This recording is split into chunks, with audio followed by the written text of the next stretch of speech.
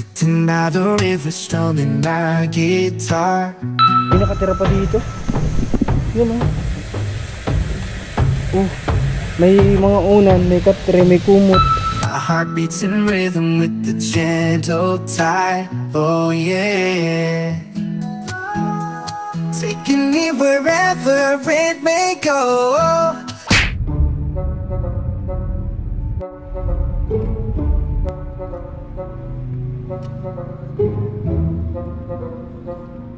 Jingle bell, all the way. All what's fun is to ride on a open sleigh. Hey, jingle bell. In a little town tayo. where time's staying still. We were just kids with dreams. Ngayon nandito na kami sa Santa Elena, pero kakain muna po kami kasi nagutom na rin sa biyahe. May isang oras na din mahigit kami na nagbabiyahe. Kakain muna kami dito sa may Parisan, dito may nakita ko dito. Dito kami lagi tumitigil kapag papunta kami ng Candelaria o Manila o Norte, kahit saan man, dito kami tumitigil talaga. So kita nyo na masarap ng tulog nila habang ako nagdadrive. Pero okay lang, para makapagpahinga sila kasi mamaya maraming kaming ipiprepare, kaya kailangan may tulog sila. This is a good a day as any. The roads that lay open are many. Naabot na po kami ng ng padilim. Medyo mahirap pala yung mga kalsada dito kasi halos sira-sira na, kasi ito yung sa tingin ko laging dinadaanan ng mga tracking papunta ng ng sur, kasi ito pala yung daan papuntang Tagkawayan, yung dinadaan papuntang Naga, ganyan. So ang hirap lang nung kalsada, kaya pala yung mga sasakyan dito ang bibilis kasi iniiwasan siguro nila na abutin ng dilim dito kasi sobrang sira-sira yung kalsada. Andito na po kami ngayon sa mismong sentro ng Tagkawayan, Quezon, at naka-rent na kami ng room na saktong-sakto lang talaga sa aming apat. Ayan, saktong-sakto lang.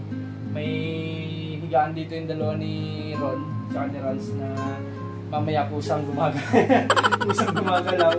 Tapos dito meron din naman kami. Sama-sama na lang kami sa room kasi nga mamaya may ipiprepare kami, kailangan sama-sama kami.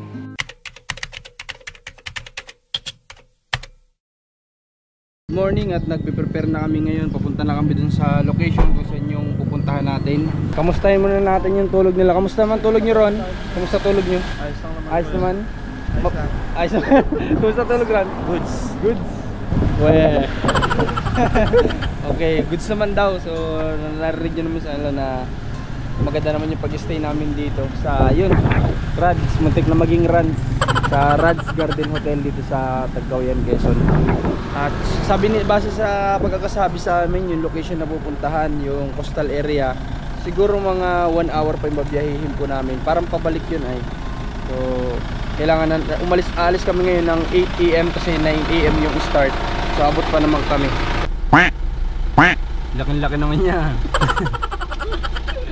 Mula pa kagabi yung tubig na, hindi parang nauubos. Para dehydrate tayo lagi. Kumusta naman ang tulog? Okay naman. Ayos naman Oo. Maganda yung stayan natin Oo, okay naman. Saan tayo mag-stay mamaya? Diyan na lang sa dito na lang sa sasakyan. Dito na lang Oo. Mali kasi, sabi ko kasi sa kanila kahapon magdala kami ng nalaglag tuloy. Sabi ko kasi sa kanila kahapon magdala kami ng karton para anytime kahit saan pwede matulog. Ayaw naman nila. Bahala na, maghanap ulit tayo mamaya na pwede nating matulugan. Yung malapit-lapit kasi malayo po pala to. Bibili po kami dito ng mga snacks, ayan, na pwede nating ipamahagi doon sa mga estudyante kasi medyo marami sila. Buong school pala yun. Nasa 300 person yata ang mga bata doon. So bibili kami ng nila, ng makakain din nila. Mamimerienda habang namimigay ng school supply, ay may mamimerienda na po kaagad sila. Dito kami bumibili kay nanay, ayan. Kasi may mga bumibili din daw dito mga vlogger sa kanya na parang kagaya din natin na tumutulong, na ipinamimigay sa mga tao. Kaya dito na kami bumili. Maliit lang po pala tong parang ang liit lang nitong sentro, no? Parang maliit pero mas kumbaga mas kumpleto kaysa Kapalonga, di ba? May Yamaha, ay bawal yata yan. May mga, ibig sabihin ko may mga kuhaan ng motor, ganyan. Tapos may mga may mga iba't ibang din, iba't ibang klase ng pamilihan. When the old one's gone under the knife on my skin,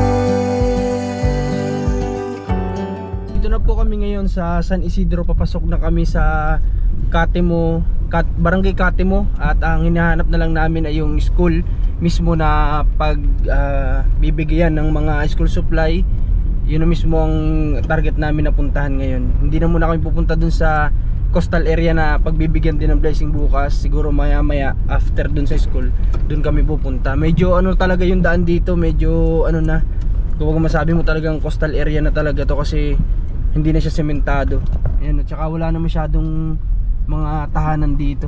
Ano nga nakapangalan dun sa labas na ano? Ano yun? Barangay kinatakutan. Barangay kinatakutan daw itong pinapasok namin. Ay nakakatakot nga naman talaga kasi tingnan nyo naman po yung kalsada oh. Kapag gabi ka dito dadaan sigurado Matatakot ka. Oo, siguro yung takbo mo dito pag nakamotor ka mga 80 ganun. Ayan, wala ding mga bahay, wala kang makitang tahanan. Talagang ano lang, kalsada lang talaga. Ayun, may naglalakad naman sa unahan isa. In a little town where time's staying still, we were just kids with dreams in our eyes, who walked hand in hand down the old dirt road. Dawn could break the bond we forever's just a start. We'll weather the storms through the highs and lows. Medyo paliit ng paliit po yung kalsada na dinadaanan namin. At base po sa pinagtanongan namin na bahay na nadaanan namin ay medyo malayo pa daw kami. Siguro may mga 30 to 40 minutes pa po ito papunta doon sa mismong school. Ayan, maliit na yung kalsada oh. Pero may simento na dito ano. So ayun. Okay, dito na kami ngayon sa location. Talagang medyo sulok na sulok, as in coastal talaga, coastal area talaga.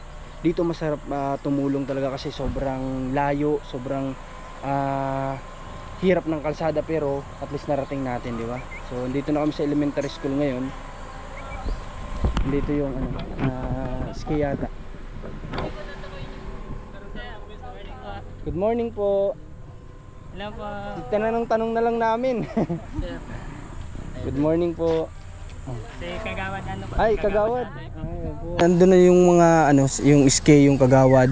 Tapos yung mga dito, yung mga may katungkulan siguro dito. Dala na nila yung mga dala namin, pero hindi namin akalain na may mga parents pa pala ditong kasama. So baka kinakailangan pang kumuha ng mga pandagdag dito. At sabi nila may mga mabibilhan naman daw dito kasi yung dala namin para sa mga bata lang. Kasi yung mga bata nga ay nasa grade 1 to grade 4 ay 200 plus yata. So yun lang dala namin. Bukas, bukod yung grade 5 to grade 6, bukod pa yun. So, okay, at kita kasi dun sa loob. Titingnan natin kung anong situation dun sa loob. Driving down those country roads in my old beat up truck, I see her standing by the fence. She's got that small town innocence. It's a country road kind of love. Every moment feels just like a dream. It's country love, it seems.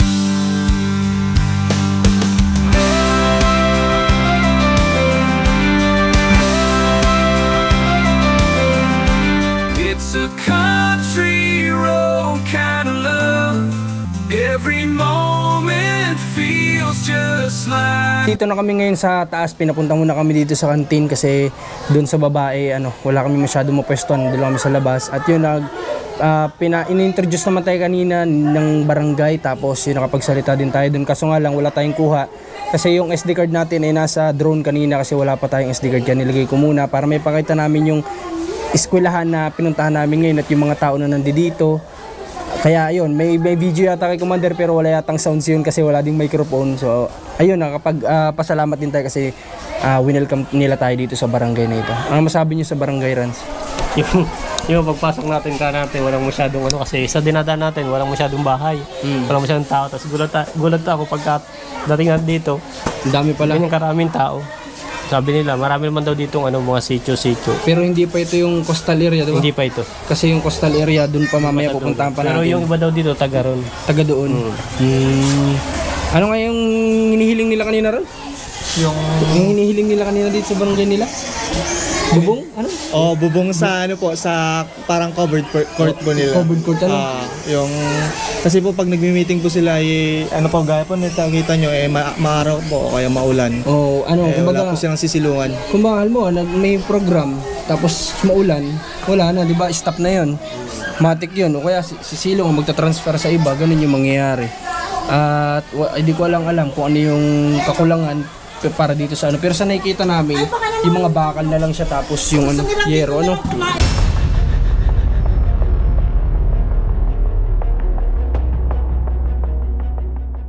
Andito kami ngayon sa coastal area na at talaga naman nakita namin kung gaano kalala yung mga tahanan. Mamaya nalampasan namin, pero babalikan ko mamaya, papakita ko po sa inyo lahat mga kababayan kung ano yung dinadanas sa mga tao dito. Talaga palang kaawa-awa yung mga tao dito kasi kung nakikita nyo, nasa dagat kami dito, once na lumakas ang dagat, ubos lagi yung mga bahay na yan. Kumbaga every time na magbabagyo, after ng bagyo pala, magsisimula na naman ang mga tao dito para ibangon yung mga tahanan nila. Wala silang mapaglipatan ng lugar kasi nga wala silang mga sarili. Although ginagawa ng barangay ng paraan para kahit paano sana mailipat sila, may transfer. Kaso yung lupa na paglilipatan ang medyo mahirap. Mamaya makikita nyo yung mga tahanan nila dito, sobrang ito ni-request lang daw nila ito, wala ito dati, itong seawall na to, yan. Wala yan dati. Kumbaga ito ay open na open talaga. Ni-request lang ito ng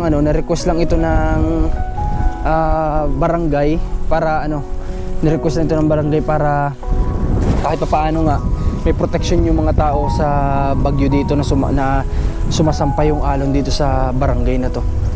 Hindi ko alam kung ito yung sitio na sinasabi nila. Anong tawag dito? Sitio Aplaya. Oh, Sitio Aplaya yata. Ito yata yun. At makita nyo may mga bangka, mga kababayan. Sigurado, malapit sa dagat. Ito yung hanap buhay nila dito. At may mga pa dun, may mga lugar pa dun sa kabila. Hindi ko alam kung part pa din ng Quezon yun. Hindi na yata abot ng camera natin yun. Pero may mga bayan pa doon. So, grabe. Grabe nga pala talaga ito napuntahan namin. Napakalayo pero napakasarap tumulong dito. Ito yung nakita ko sa lugar na to. At salamat sa kanila na ginaguide kami para mapuntahan yung mga sitio dito. Okay, mamaya papakita ko sa inyo yung mga tahanan dito na nadaanan natin.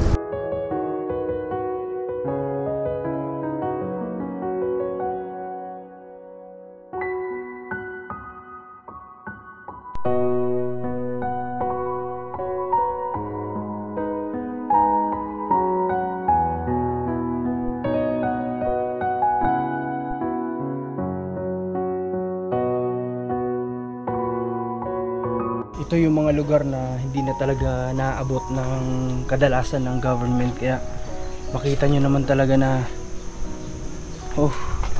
kapanghina po yung kalagayan ng mga tao dito. Para silang, alam nyo po yun, para silang alam nyo yung buhay na parang tinatawag na isang kahig, isang tuka. Yun yung nakikita ko sa sitwasyon nila dito. Dito may nakatira daw dito, lumabas. Siguro naghahanap buhay o gumagawa ng paraan para makakain, pero grabe yung tahanan nila. Ito isa rin nadaanan natin kanina. Ito nga kakasira lang yan kakasira lang. Siguro dati may nakatira din dito.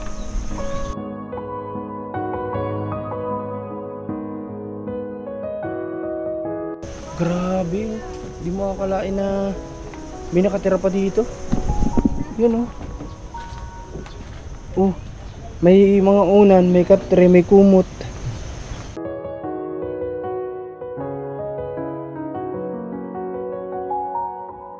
so ngayong gabi dito na po kami sa hotel na tutuluyan naman namin ngayon kasi nag-change po kami ng hotel kasi nga dito sa tingin namin mas komportable kami, makakapagpahinga kami ng maayos dito. At nandun na sila commander sa loob ng room. At matapos ngayong mission namin kanina ay masaya kasi ayun na may nakilala kami mga ibang tao at ang sarap talaga sa pakiramdam ng ganitong mission kasi makapagpasaya ka, makapagpangiti ka ng tao o yun man lang makasalamuha mo sila at makakwentuhan mo sila at malaman mo yung kwento ng buhay nila at makapagbigay ka ng kunting motivation dun sa mga parang wala ng pag-asa, nawawala ng pag-asa. ay napakasarap na sa paramdam nun. Kaya ayun, bukas second day namin at mamimigay tayo ng mga bigas bukas dun sa coastal area na napunta namin kanina. So, dito na sila sa loob ng room na ito. Sila natin, tinanong natin sila kung anong ginagawa. Tigas na nga makanin. Yan. Huli. Ano sabi mo? Kakainan? Wala. Kanin? Rinig na rinig ko ay. Kakain ng kanin. O, si Rans. O, Netflix. After mission, ano? Pahinga, ano? Kailangan din natin mabutas kasi sobrang layo dito. Pagod. Diyan, malayo-layo din yung biniyahe kanina, ano? Ikaw, Ron, pagod ka kanina? Pagod, ano? Pero raid mo yung papa ni Rans. Room raid. Kwarto to ni Ran, sa totoo lang. Ayun, medyo maganda-ganda itong kwarto na to. Sino? Kita na ako sa Wala na nga, sarado na dun ay. Galing nila yung weight namin na nasa baba. Sabi mo, midnights na. Sabi nga daw, sabi nga ng tao doon, lumabas ka daw at may utang ka pa daw. Sabi nga ng tao, lumabas ka daw at may utang ka pa daw doon. Doon ba sa may counter? Counter? Sa may counter. Ito yung sariling bahay na may counter. May ano siya, may ito bahay ito ni Rans, so room to ni Rans. May ito yung napakaganda, pinatulog niyo kami, salamat. Pero maniniwala ka ba naman? Maniniwala ka ba naman na? Maniniwala ka ba naman na room niya ito? Ako naman yung chinilas mo.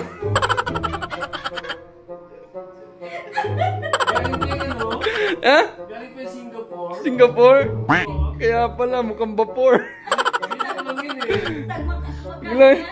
Tinan mo yung ano, yung...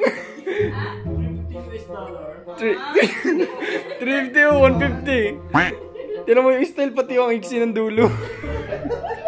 Saktong-sakto lang yung daliri sa dulo. Grabe, pero ilang buwan na to, Rans? Ilang buwan na nga to? Isang taon at kalahati, pero hindi nabubudbud na naman yung, ano, yung gilid. Wala pa rin nababago. Sabi nga ni Commander, pinapabili na ng chinelas at ano, kumuha na ay ayaw at mas matibay pa daw yun sa bibilhin. Sabi ko yung bibili niya. Mas matibay pa yan. Isang taon kalahati na yan. Bigay ni tita. Sabi mo kay tita mo, tigil-tigil na magbigay ng ganyan chinelas, ha? Goods dito. Ganda ng ano ng design. Kaso nga lang, ito sana, pwede sana tong mapagkainan sa bahay. Kaso mga nakadikit. Mga nakadikit yung gamit dito. Yung orasan, hulaan mo kung ano oras. Bahala ka na. Oh. Yan, oh. Ha? Gusto mo? Gusto mo? Gusto mo? Tanda, gusto mo? Ha?